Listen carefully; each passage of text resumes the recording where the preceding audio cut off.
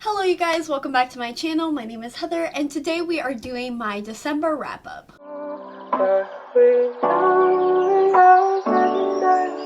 This is going to be the last wrap-up of 2019. It's already 2020 by the time I'm filming this, but time is a construct, so let's just get into it. December was a pretty good reading month for me, considering that I didn't anticipate reading all that much because I knew that I had a lot of videos I needed to plan, film, edit. If you didn't know, I posted almost every single day in the last 2 weeks of December. I missed a couple uploads here and there, but for the most part, I have plenty of the end of the year videos for you guys to check out. In December, I discovered a new genre. I had quite a few 5 stars, and it was overall just a really great month, a great reading month, and I'm very proud of myself for what I accomplished. So let's get into those things in which I read. The first thing I read was Merry Inkmas by Talia Hibbert. This is a Christmas romance novella, and I gave this one 4 out of 5 stars. It was absolutely the cutest and best thing to read to get me into the season. This is about our main character who works at this coffee shop, and pretty much on a weekly, daily basis, this mysterious man comes in the coffee shop, orders a coffee, and they exchange very lustful gazes at each other. However, one day there is drama in the coffee shop where one of the main character's friends, who happens to be homeless, comes in. There's drama with the manager. Long story short, our main character quits and finds herself unemployed. So our mysterious stranger, who happens to be a world-renowned tattoo artist and owns a tattoo shop right around the corner, offers her a job as a secretary, and romance ensues. It's got romance, it's got angst, it's got the Christmas feeling, and I absolutely loved every minute of it. The sexual tension and the chemistry between our two main characters is off the charts. I could feel it dripping from page 1. I was so into it. I loved them as a couple so much. The love interest name is Cash, and that kind of put me off a little bit. It took me a little bit to get used to that name because wow. And there was a point where he was referred to as Cashew Nut, and I died. It was the cutest thing ever, and this book just made me smile the entire time. It was like a Hallmark movie, but sexier. And I mean, what more could you ask for? I'm very, very excited to check out more of Talia Hibbert in the future because she just killed it with this little short novella, and I need to catch up on more of her novels. So if you have any recommendations, I know there's Get a Life Chloe Brown that just recently came out in 2019, and I'm absolutely going to get my hands on that because the way in which she wrote this novella, I know I'm going to appreciate the hell out of a full-length novel from her. And then I kept the ball rolling with some amazing reads, and I decided to reread Heartless by Marissa Meyer. I've talked a lot about my journey with this book near the latter half of 2019. I read this for the first time in February for the Fairy Tale-a-thon, and I gave it 4.5 out of 5 stars. I absolutely loved it, but I couldn't stop thinking about this book all year round, and I reread it and I just gave it the full 5 stars because if I can't stop thinking about a book all year round, I would say that in and of itself qualifies for a 5-star read, and this book really is for me. It is an origin story on the Queen of Hearts from Alice in Wonderland, so it's not necessarily anything unique or groundbreaking because you know how the story's gonna go. It's a villain origin story, but there's just something so magical and whimsical about this book, especially the audiobook. I will say it all the time, every single time I mention this book. This is my favorite audiobook of all time.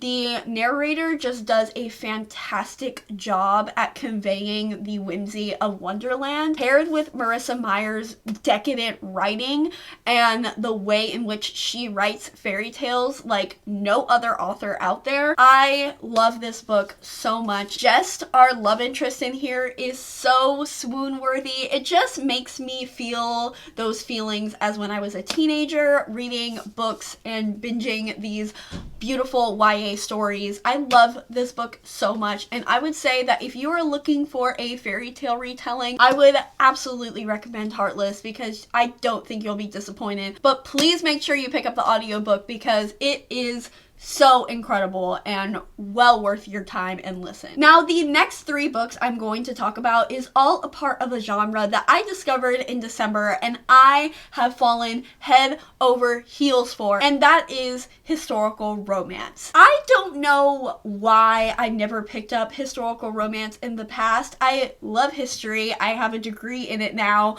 and I do love romance. So why I never thought to pick up these amazing bodice rippers ever before? I guess I just like to torture myself, apparently. But the author that I want to highlight specifically is the queen of historical romance herself, Tessa Dare. I've known about Tessa Dare just like I've known about historical romance. She is an extremely successful and popular author, but I never thought to pick her up. And I am just kicking myself for not doing it sooner because she has quickly become one of my favorite author discoveries of 2019. And the first taste that I got of her writing was in How the Dukes Stole Christmas, which is a Christmas novella featuring 4 historical romances by Tessa Dare, Sarah McLean, Sophie Jordan, and Joanna Shupe. So I wasn't a huge fan of Sophie Jordan's or Joanna Shupe's stories, but I really fell head over heels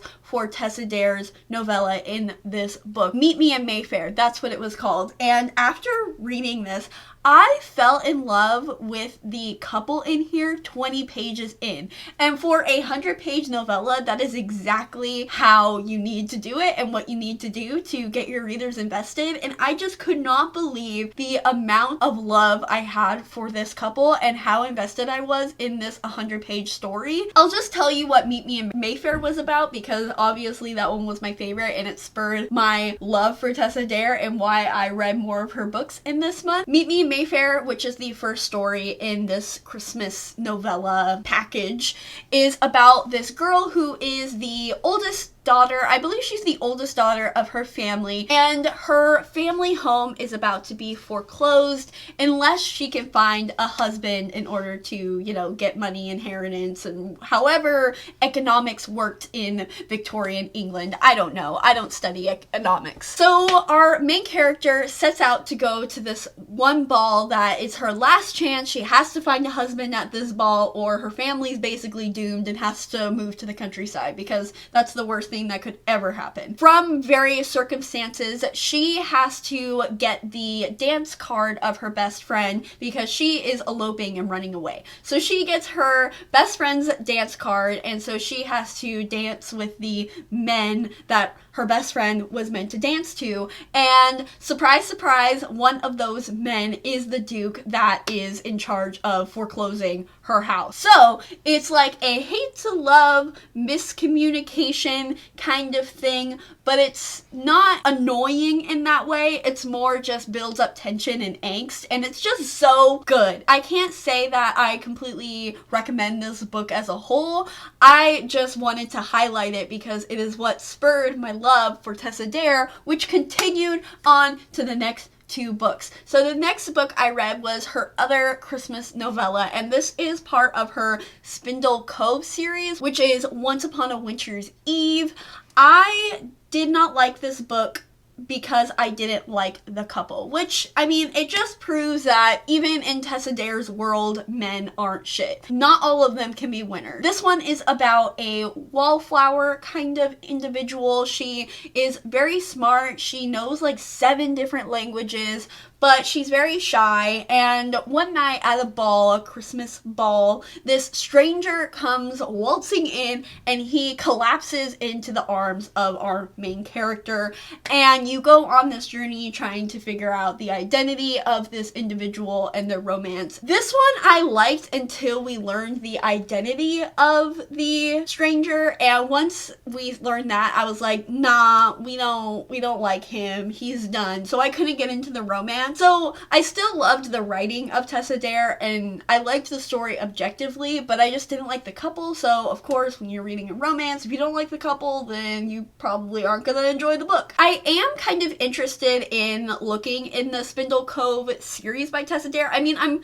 interested in looking at everything she has written, so I probably will read this eventually, because this Spindle Cove is a place where women who don't meet the status quo of the society, or maybe have to run away or whatever, it is like a safe haven for these women, and that sounds amazing for me, like a romance of these like rebellious women that don't meet society and societal norms. That's exactly what I want to read about, so I will likely check out this whole series in the future. But yeah, for now, this one I gave like 2.5 because I just didn't enjoy the romance. And then the third Tessa Dare book that I read this month was The Duchess Steele. This is about our main character, who is a dressmaker, and she makes this wedding dress for the betrothed of the Duke, but she ends up abandoning him at the altar, and she, our main character, was not paid for the dress that she made. So she dons the dress and marches to the Duke's door and demands to be paid for the dress that she made and her work and all of that stuff. As she should be. Get it, girl. Get your money, get your coin. And the Duke, who happens to have been scarred in war, so half of his body is scarred, and thus thinks he is undesirable and is one of the reasons why the bride left him at the altar. He decides to, instead of just paying her, he's like, I need a wife, you're poor, and you need a place to live. Why don't you just marry me and we make babies and then you can leave forever. So that's how the book goes, and it was a really, really fun time. It wasn't my absolute favorite because it did rely heavily on the miscommunication trope, and there were just some things that I felt were a little unnecessary and I wasn't a huge fan of, but I really liked the relationship building between our main characters. I liked the concept, and overall it was just so much fun. That's why I love this genre so far and what I have read so far. It's so unabashedly ridiculous and fun. If you have any recommendations, let me know. I would love to get them. I'm very, very excited to continue my journey into this genre in 2020. Now, the next thing I read in the month of December was Tea Dragon Society by Katie O'Neill. This is an absolute adorable graphic novel that is taken booktube by storm. It is about this society of people, of individuals who take care of tea dragons, and these tea dragons are magical creatures that sprout tea leaves, and they are collected and made into this magical tea that can show the memories of the owner of said tea dragon, because it's more of a companion type relationship where it's a very strong bond. It's just adorable. It's super inclusive. It's so magical, so wholesome, so sweet. This was a 5 out of 5 stars. It was so beautiful, and the art style is truly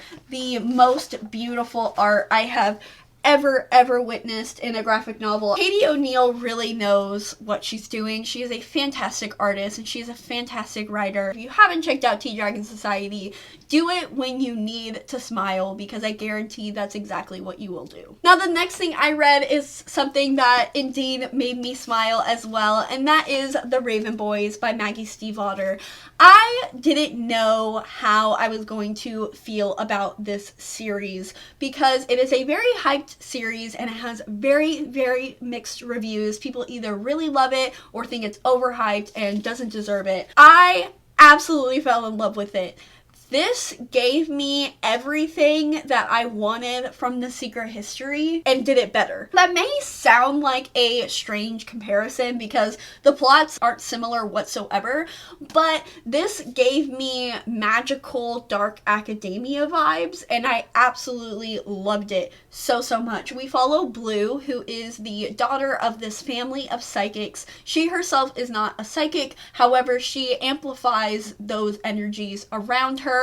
And she has been told since very young and by multiple people that if she kisses her true love will die. So that's made her quite an introvert. She doesn't talk to boys. She stays away from men at all costs. I mean, same girl, same. That is until she stumbles upon this group of guys known as the Raven Boys, who go to this super prestigious rich boy private school, and she is dragged into their journey as they try to find this dead Welsh king. I am definitely one of those people who like hardcore fantasy. I dabble in magical realism here and there, but it is not my preferred genre. I like when it's completely immersive in the fantastical elements. And this is the perfect blend between contemporary magical realism and fantasy. It's somehow all of those things together in a beautifully written, masterful package. Maggie Stiefvater's writing is stunning. I could go either way with super flowery writing and super straightforward writing. It kind of just depends on the book for me, and it depends on the author for me. This worked so well for me because Maggie's writing is a character in and of itself. It's very similar to Strange the Dreamer by Laini Taylor, which I am actually currently reading at the moment, where the writing is a part of the story. It is crucial to the story and the storytelling. If somebody else wrote this exact story, I don't think it would work as well as Maggie's did. And it is extremely hard to explain because I just don't have the knowledge and the vocabulary to use in which to describe her writing, but it is extremely whimsical, but also dark and mysterious and keeps you very much immersed in the story. Very mesmerizing in a way. I don't know. I'm just saying adjectives right now, and I don't even think I'm making sense. But other than the writing, the characters in here are magnificent. They are so well developed and well fleshed out, both as individuals as well as a group and as a group dynamic. I loved every bit of it and learning about them, and I can't wait to learn even more about them and their goals, aspirations, their fears, their mistakes, all of it. I want to know it all. The 300 Fox Way family, that dynamic gave me so much Practical Magic vibes because I used to watch that movie all the time as a kid, and they were my favorite part of the book for me. I absolutely loved all of the women there. I'm so excited to continue this series this year. It is definitely high on my priority list. I really want to read them physically because I listened to the audiobook for this one, which I know a lot of people really don't like, and at first I really didn't like it as well. The narrator has this super strange accent, and I really disliked it, and I almost stopped listening to it.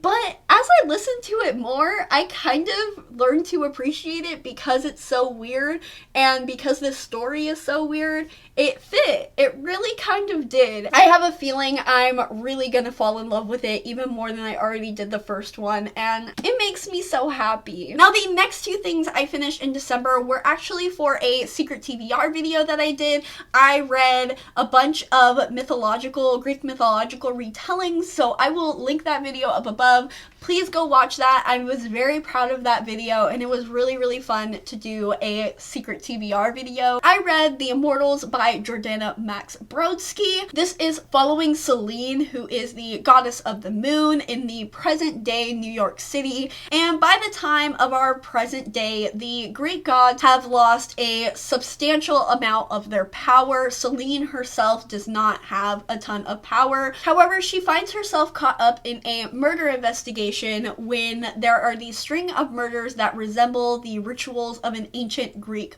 cult. Now, the synopsis is absolutely perfect for me, and it was more the execution of the novel that fell flat to me. I did not enjoy how the characters and the character studies in here. I did not enjoy Selene as a character. I did not enjoy the various other characters in the book. The best part about this book is all of the information about ancient Greece in here. It is absolutely so informative and so well done as it's interwoven with the story, but the story ended up dragging on so much, and I was bored throughout a very large chunk of this book, despite it being essentially everything I could ever want in a novel, and a lot of things didn't quite line up together. A lot of things wasn't very cohesive. I was very much confused as some new elements came to light that contradicted the original information that the author gave us at the beginning, and it just did not work for me. Now, the next thing I read and the last thing I read for that video was Wake Siren by Nina McLaughlin. This book is extremely interesting as it is a short story compilation retelling Ovid's metamorphosis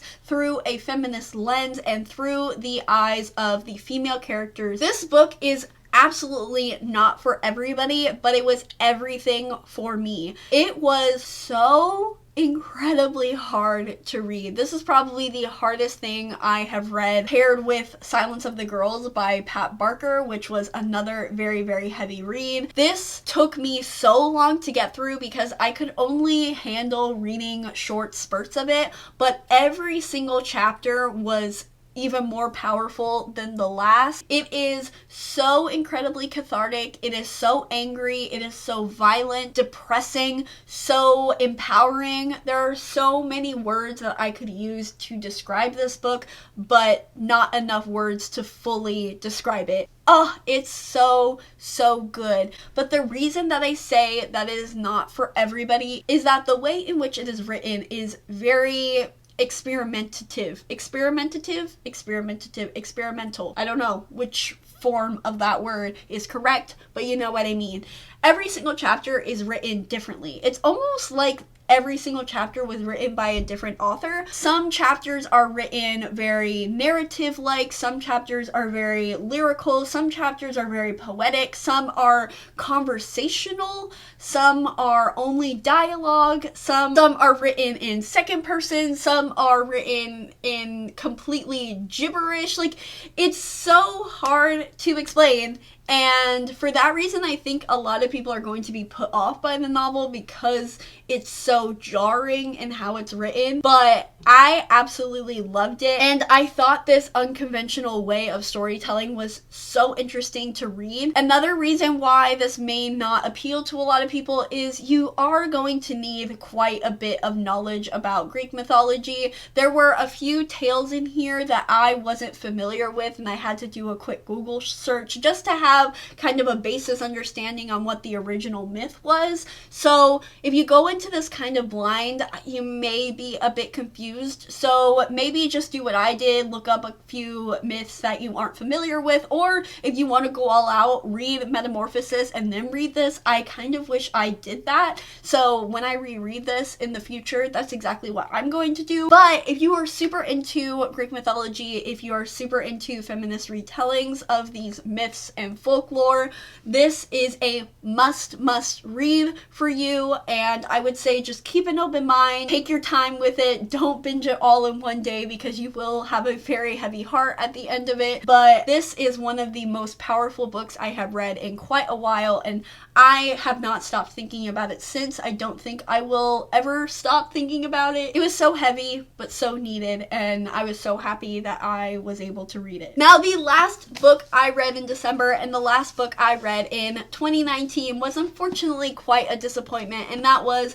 Sorcery of Thorns by Margaret Rogerson. I was so sad that I did not enjoy this as much as everybody else seems to enjoy it. I gave this one a 2.5 out of 5 stars, and it just left me disappointed, as I've said a billion times. This book follows our main character, Elizabeth, and she has grown up in this great library, and she takes care of these grimoires, which are alive magical books, and she is training to become a warden of this library, which are just these protectors of the library. However, she is framed for the murder of the chancellor of the library, and so she is taken to the magisterium where she is awaited for her crimes and is going to be tried for her crimes, and there's a bunch of drama that goes along the way. She is accompanied by this very powerful sorcerer who has a demon companion, and with him she is forced to come to terms with the prejudices that she has against sorcerers, the misconceptions that she has against magic, and all of those things. There's a romance, there's magic, there's drama, I'm not very excited because it was very boring to me. I have two pretty big gripes with this book. One of them was our main character, Elizabeth. She was so ignorant and idiotic throughout this entire book, and I was reminded at how idiotic she was with all of the action she took and all of the things that she said, and it was emphasized by her constant reiteration of the fact that she loves to read and the knowledge is power and blah blah blah blah blah. And she's grown up in a library her entire life, but I see no trace of that whatsoever in her character. She just makes incredibly stupid decisions. She has stupid ideas that just does not make sense. I will link up my reading vlog up above where I go into the specifics on how her growing up in a library doesn't factor into her personality whatsoever or her actions in any way. Another big thing that I had a gripe with this was the world building. I absolutely loved An Enchantment of Ravens, and that is more of a short fantasy romance, which is fae inspired, so there was a lot of fairy lore that Margaret Rogerson had to go off of and build off of. This was a world in which Margaret Rogerson came up with all on her own, and I found that I didn't think that she went into the world as much as I wanted her to, because I kept having questions about how this world worked in conjunction to the way in which the characters seem to behave. For example, the relationship between the wardens and the sorcerers was never entirely explained for me. I don't know if I missed that relationship, but it didn't make sense that there was so much prejudices against sorcerers in this library that host these grimoires in which sorcerers used, and it didn't make sense that Elizabeth herself was so ignorant to sorcerers and how they acted and how they contributed to the world, when it is clear that when Elizabeth travels to this city that sorcerers are very much revered and they are very involved in the making of history. So how is there so much prejudice and so much ignorance when sorcerers have played such a big part in this world, and she lives in a library in which the grimoires in which sorcerers use are present? It just didn't match up to me, and there were various other instances where either the magic system or the world hierarchies of relationships, it just didn't make sense to me, and it really took me out of the story. And because I didn't like the characters or the plot or the world, this just left me so disappointed, and I was just not a fan of this. So for that reason, this is going to be unhauled. Alright, you guys, that is going to do it for the last wrap up of 2019. If you are interested in purchasing any of the books that I mentioned in this video for yourself, I will have an Amazon affiliate link down below. It doesn't cost you anything extra, it just supports me in this channel. Let me know down below as well what your favorite read of December was, but other than that, I hope you guys enjoyed this video, and I hope you guys have a wonderful rest of your day. Bye!